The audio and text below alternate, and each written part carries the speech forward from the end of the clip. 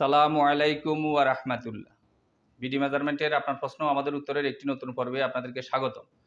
আজকে আমার সামনে প্রথম যে প্রশ্নটা আছে, এই প্রশ্নটা করেছেন মোহাম্মদ ইসমাইল সাহেব সিঙ্গাপুর থেকে। আপনি জানতে চেয়েছেন একটি দোকানে 11 ফুট বাই 13 ফুট, আপনি 11 এবং 13 গুণ করেছেন 143। এটাকে 435.6 দ্বারা আপনি ভাগ করেছেন, তখন 0.0328282। এখন আমি যদি বলি 0.0328282, তাহলে সেটা কেউ বুঝবে না। এই জমিটুকুকে শতাংশে বললে কিভাবে বলবো? এটার জন্য আপনি যেটা করবেন, সেটু আপনি ভাগ করার পর শতাংশ হিসাবে যেটা পাইছেন 0.0328, এভাবে যেহেতু পেয়েছেন, 32 না বলে আপনি এটাকে 0.33% অর্থাৎ 0.33% বলা যাবে। 0.33% যদি কেউ না বুঝে, আপনি এটাকে এইভাবে বলতে পারবেন যে 1%-এর 100 ভাগের 33 ভাগ। এটাকে আপনি এভাবেও বলতে পারেন যে এখানে 1%-এর 3 ভাগের 1 ভাগ জমি আছে। যেহেতু 100 পয়েন্টে যদি আমরা 1% মনে করি, 3, 33, 99, 100 পয়েন্টের কাছাকাছি, এটাকে এইভাবেও বলা যায় যে 1%-এর 3 ভাগের 1 ভাগ আছে। অথবা আপনি বলতে পারেন যে 1%-এর 100 ভাগের 33 ভাগ আছে। আশা করি বিষয়টা বুঝতে পারছেন। কোনো অংশে না বুঝলে আবারও আমাদেরকে জিজ্ঞাসা করলে আমরা জবাব দেওয়ার চেষ্টা করব ইনশাআল্লাহ। পরবর্তী প্রশ্নটা যিনি করেছেন, উনার নাম হলো মঞ্জুমিদা, কুয়েত থেকে। আপনি জানতে চেয়েছেন, স্যার, আমার চাচা মারা গেছেন, তাহার কোনো সন্তান নাই, এবং কিছুদিন পর তাহার স্ত্রী অর্থাৎ চাচিও মারা গেছেন। এখন উনাদের কোনো সন্তান নাই।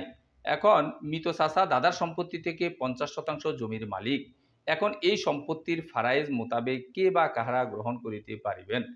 এখন ফারাইজ মোতাবেক কে বা কাহারা গ্রহণ করিতে পারবে, এটা জানার জন্য যেটা করতে হবে, ওইটা হলো আপনার এই চাচার কোন কোন ওয়ারিশ আছে, কয়জন ওয়ারিশ আছে, কে কে ওয়ারিশ আছে, যাবতীয় বলতে হবে।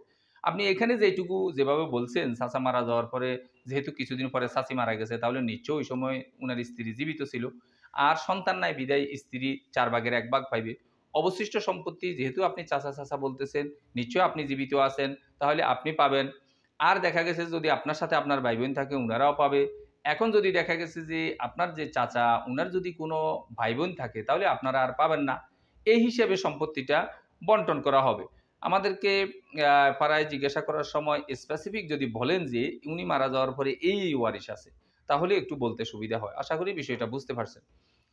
পরবর্তী প্রশ্নটা যিনি করেছেন, উনার নাম হলো মোকাল্লেব সাহেব। জানতে চেয়েছেন, স্যার, আমার দাদার নামে 27 কড়া জমিনের দলিল আছে। তাহার ছেলে মেয়ে 6 জন, কিন্তু বিআরএস রেকর্ডে 2 ছেলের নামে হয়েছে। এখন দাদা বেঁচে নাই। আমার প্রশ্ন হলো, বর্তমানে 4 ভাই বোন কি রেকর্ড ভাঙার মামলা দিয়ে জমি ফেরত পাবে?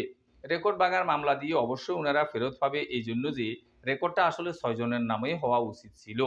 কোনোভাবে হয়তো দেখা গেছে যে তথ্য গোপন করে, ওয়ারিশান সনদের তথ্যগুলো কোনোভাবে গোপন করে 6 জনের মধ্যে 2 জনের নামও হয়ে গেছে।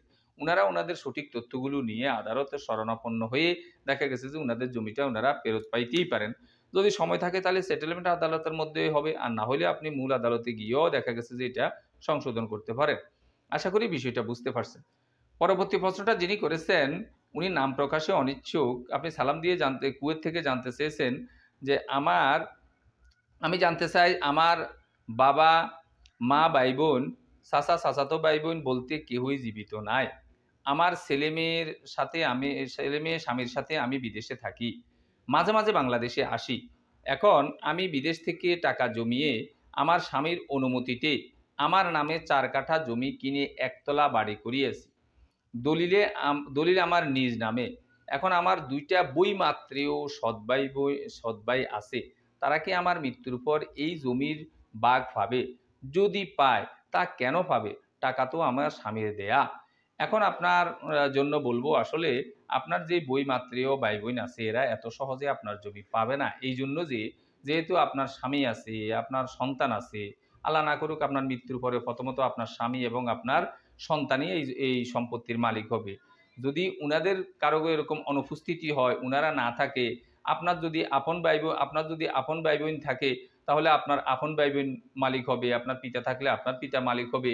এই সব কিছুর অনুপস্থিতি পর্যায়ক্রমে অনেক দূরের একটা প্রক্রিয়া যে আপনার বৈমাত্রেয় ভাই বোন পাবে।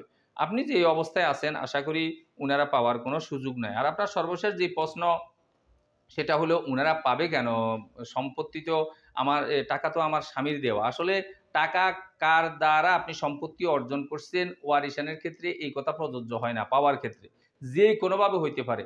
আপনার চাকরির টাকা হইতে পারে, ভাই-বোনের দেওয়া সম্পত্তি হইতে পারে, পিতামাতার দেওয়া সম্পত্তি হইতে পারে, স্বামীর দেওয়া সম্পত্তি হইতে পারে।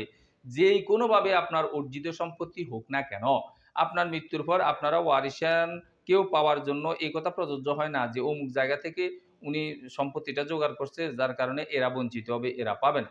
আশা করি বিষয়টা বুঝতে পারছেন। আজকের সর্বশেষ প্রশ্নটা যিনি করেছেন, উনার নাম হলো তোফায়েল আহমেদ সাহেব। আপনি জানতে চেয়েছেন, আমরা যার কাছ থেকে জমি কিনেছি, তার জমি ২০ শতক। আমি কিনেছি ৬ শতক, আরেক ভাই কিনেছে ৪ শতক। খারিজের জন্য আমরা আবেদন করেছি অনলাইনে। আমার ৬ শতক, আরেকজনের ৪ শতক একই খতিয়ান নাম্বারে হয়েছে। এটা কি সঠিক না ভুল হয়েছে? একটু জানাবেন প্লিজ। এখন দেখা গেছে যে আসলে খারিজের জন্য আপনারা একসাথে আবেদন করেছেন, যার কারণে একসাথেই হয়তো হয়েছে। এখানে আপনার ৬ শতক, উনার ৪ শতক হইছে, কোনো অসুবিধা নাই।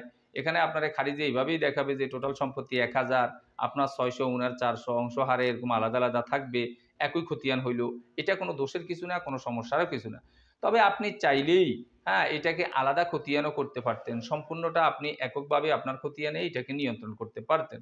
কিন্তু একই খতিয়ানে এইসব ক্ষেত্রে কোনো সমস্যা নাই। একই খতিয়ানে বিভিন্ন জনের মালিক থাকে, অনেকে মালিক থাকে। আপনারা তো এখানে ২ জন, ৫, ৭, ১০ জন, ২০ জনও এরকম মালিক থাকতে পারে। কোনো অসুবিধা নাই। আশা করি বিষয়টা বুঝতে পারছেন। কোনো অংশ না বুঝলে আবারও আমাদেরকে জিজ্ঞাসা করলে আমরা জবাব দেওয়ার চেষ্টা করব ইনশাআল্লাহ। ভিডিওটি ভালো লাগলে লাইক, কমেন্ট এবং শেয়ার করবেন। আমাদের ধারাবাহিক ভিডিওগুলো পাওয়ার জন্য চ্যানেলটাকে সাবস্ক্রাইব করবেন। এই আশাবাদ ব্যক্ত রেখে আমাদের আজকের প্রশ্ন উত্তর পর্বটা এখানে শেষ করছি। আল্লাহ হাফেজ।